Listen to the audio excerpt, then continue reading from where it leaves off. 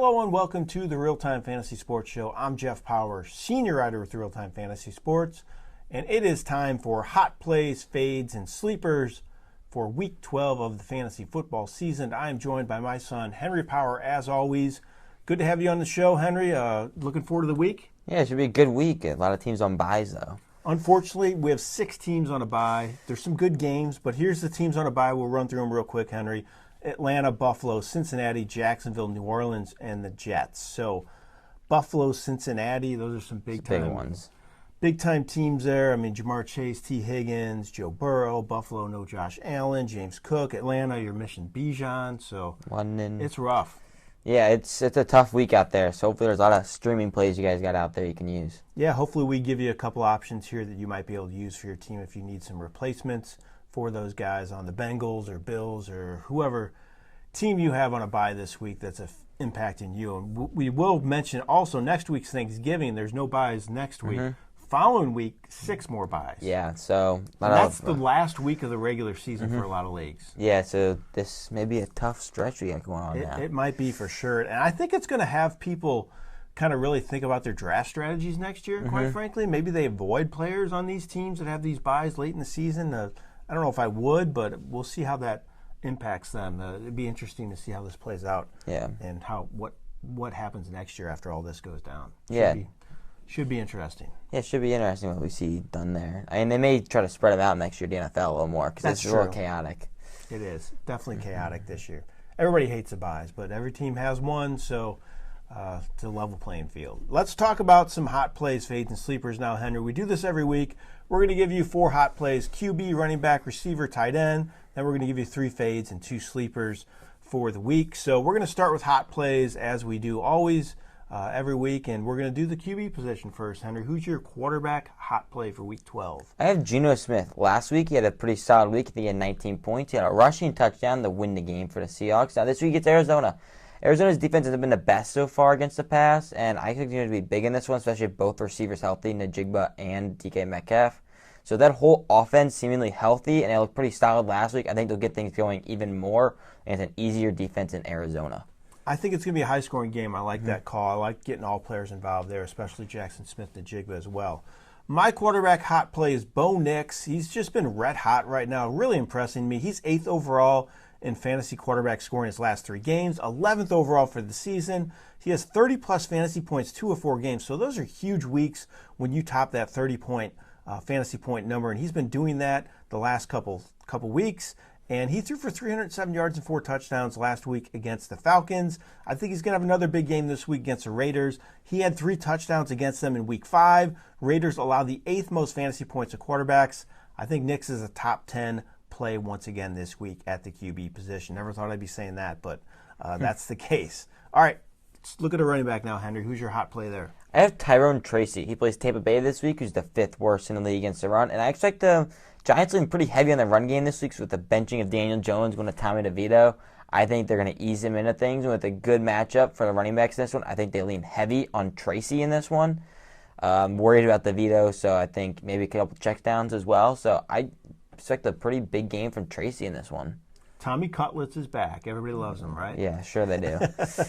It should be fun in New York, see what happens there. But I think everybody kind of jumped on that bandwagon last year. He had some good moments, but he really didn't produce great for fantasy teams when he was in there. Kind of shocking that they didn't go to Drew Lock. Yeah, poor Drew Lock. Get a chance to start once again. They go to the 3rd string. Oh, well. All right, I'm going to give you my running back now, and it is Ramondre Stevenson. He had another solid game last week, had 89 total yards and 4 catches.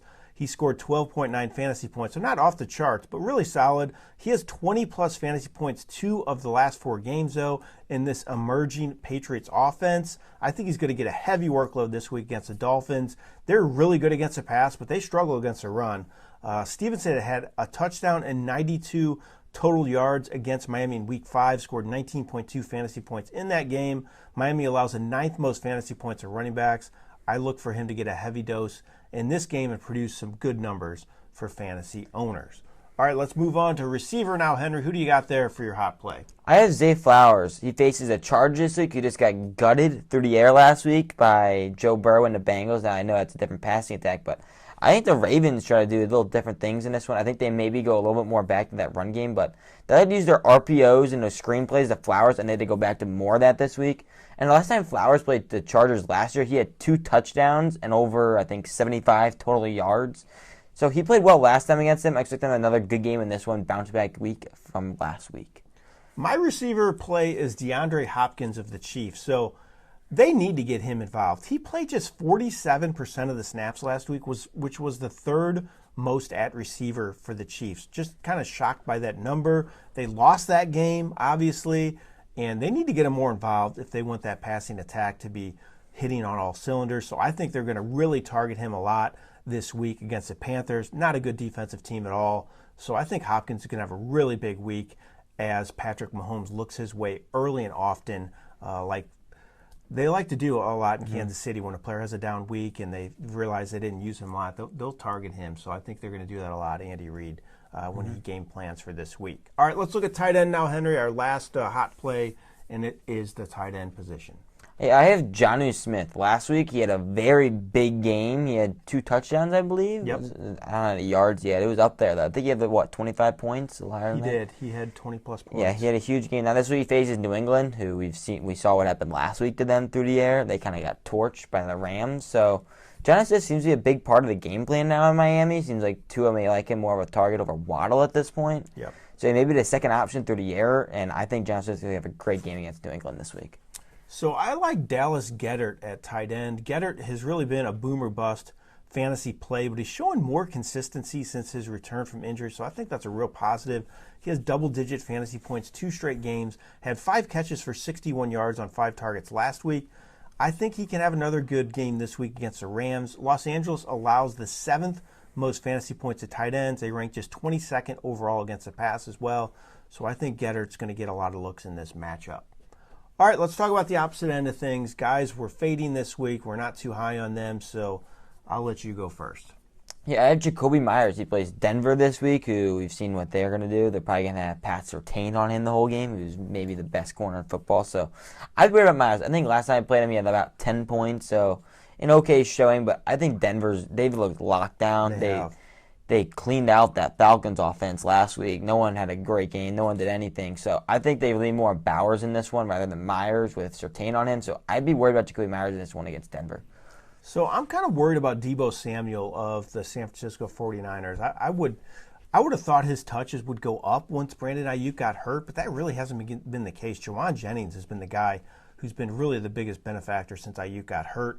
Samuel scored just 6.2 fantasy points last week. He averages just 5.6 targets per game for the season. That's his lowest total since his rookie year. So he's just not getting the looks on a consistent basis. I know they let him run the ball occasionally, but I'm worried about him right now, and I think he could have another down game this week against the Packers. They allow the 10th fewest fantasy points to receivers. If I have to pick a receiver to use in San Francisco right now, it's Juwan Jennings and not Deebo Samuel.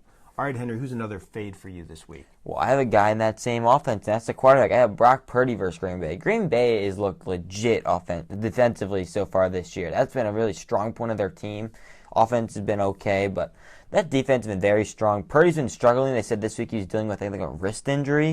He's going to be limited to start the week, so I'd be a little worried about Purdy in this one. He didn't look the best last week, and against Seattle, they ended up losing that game. He didn't look very well at all. Didn't look like he could throw the ball very well. So I'd be worried about Purdy in this one against Green Bay.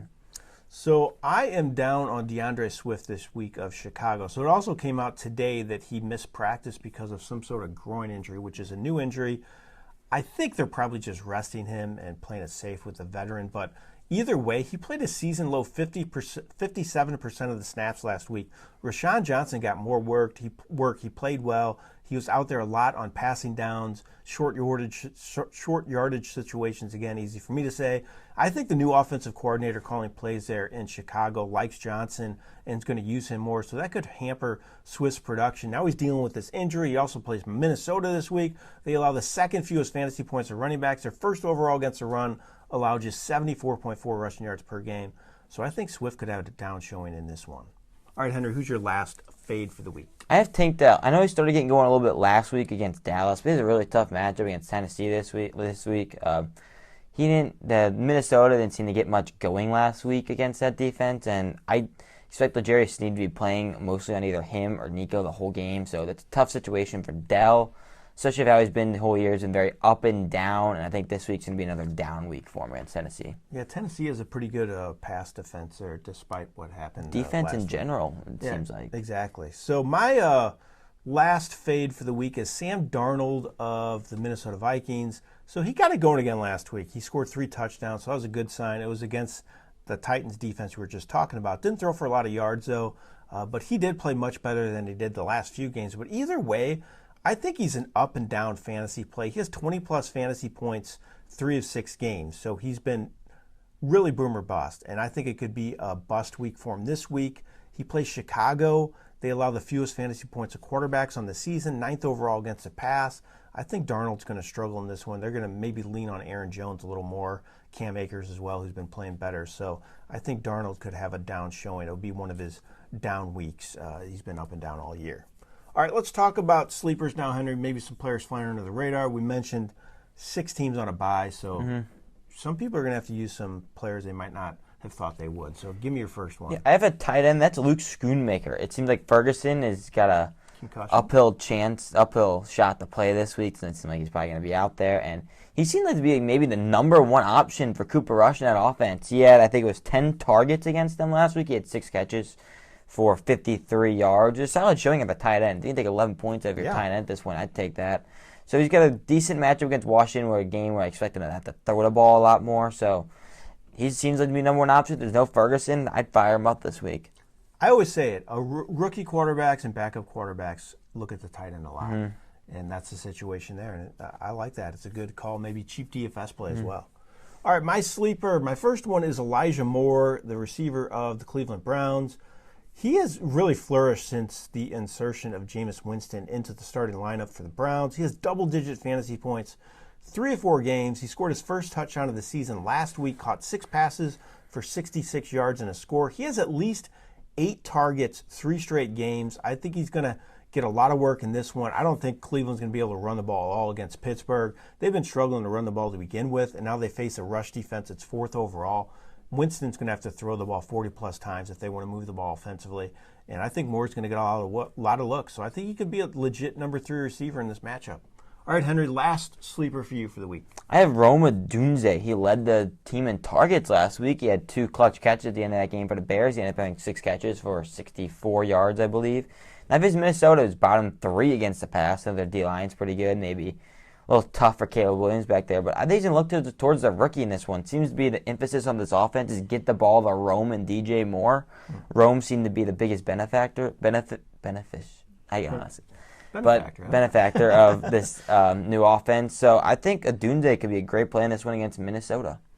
So my last sleeper is another receiver, and it is Quentin Johnston. I think he made this list last week for you, so I didn't realize that at the time I was making it, but keeps making a list, but it's for good reason. He keeps finding the end zone. He has touchdowns 3 straight games. He's a top red zone target for this Los Angeles team. He's getting more looks than ever as the offense is finally starting to click. I think he could find the end zone again this week against the Ravens.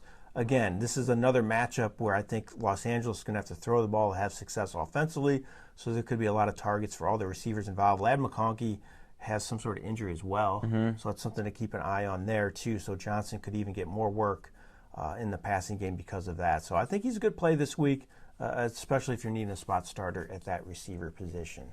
All right, Henry, that is our show for today. Hot plays, fades, and sleepers for Week 12. Always appreciate you coming on. Good luck to you in your games this week. Yeah, no problem. It was a great time. Good luck to you as well.